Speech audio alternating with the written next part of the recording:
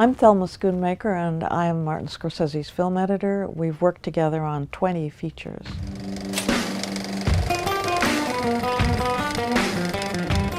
Working on Wolf of Wall Street was tremendous fun because Scorsese realized right away that he had a group of actors who were brilliant at improvisation. So he made a very daring decision to let them run free to a certain extent as they were shooting, and great things came out of it. I love cutting improvisation because it's like putting a puzzle together, and that's what it's like working with an improvised scene. You have to find a way to make that work dramatically as a scene, and I love doing that.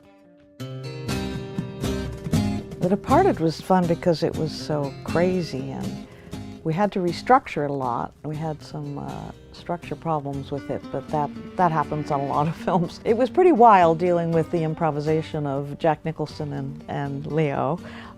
Pretty scary scene for Leo because he had no idea what Jack was going to do in a scene in which Jack is accusing him of being a rat. He had no idea Jack was going to pull a gun. He had no idea Jack was going to burn the paper on the tabletop. Leo's first take is absolutely brilliant because he's genuinely reacting to things he had no idea were going to happen.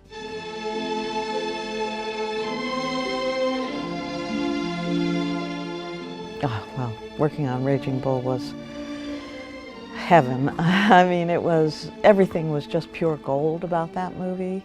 The direction, the camera work, the black and white, the fantastic improvisations and acting by the actors, the beautiful use of music, the stunning fight sequences which Marty had designed very carefully, almost cut to cut. When we first looked at it in a rough cut, just Marty and me, we came out and we said, who made that movie? That is unbelievable. It was burned into the screen, and it was really my favorite film I've ever worked on. Well, Hugo was so special to us because really was the distillation of all the things that Scorsese has done for film, the history of film, and for other filmmakers throughout his life. At one point, Baz Luhrmann was about to shoot Great Gatsby in 3D, and he came into this editing room to see how we were dealing with it before he shot it. And I was telling him the story of Hugo, and I said it's a distillation of all that Marty's done for these great masters he reveres, and Marty said, oh, I didn't realize that.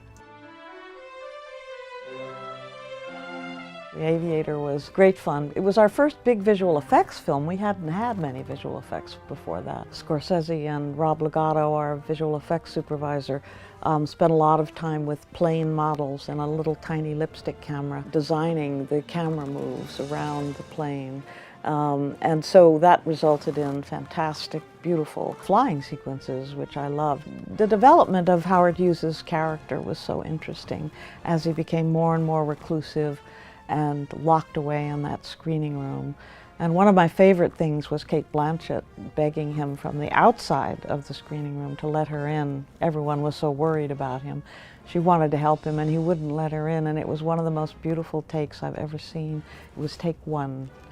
And she was so carried away by what she was doing that at the end of it, she looked up, I remember, and sort of came back into the world.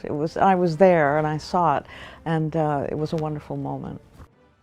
Gangs of New York was a fantastic film to work on because of the beautiful evocation of that time that Marty created. We had a vast set at Cinecittà. We had built all of New York City almost at the time. We had just a wonderful time. I mean, Leo was just beginning with us. Daniel Day-Lewis was a phenomenon as Bill the Butcher. I still think of him as Bill the Butcher, and he stayed in the part all through the shoot. He dressed like Bill the Butcher. Even if you went out to dinner with him, he dressed like Bill the Butcher, and he talked like Bill the Butcher. So he would call up when he wanted to look at dailies and say, hello, sweetheart, you want to go look at dailies like Bill the Butcher?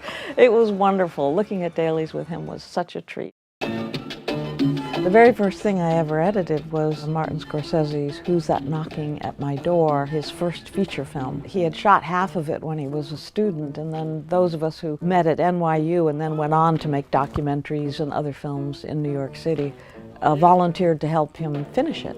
And we were just racing around the city, everybody doing everything. Marty taught me everything I ever knew about editing on that film. How to build a scene between two actors, for example. When do you use a close-up? When do you use a medium shot? How long do you hold on one actor as opposed to the other? And that way you begin to build character and a dynamic relationship between the two actors. But the great thing was that he was teaching me truly classic filmmaking, and that is about going for the truth all the time.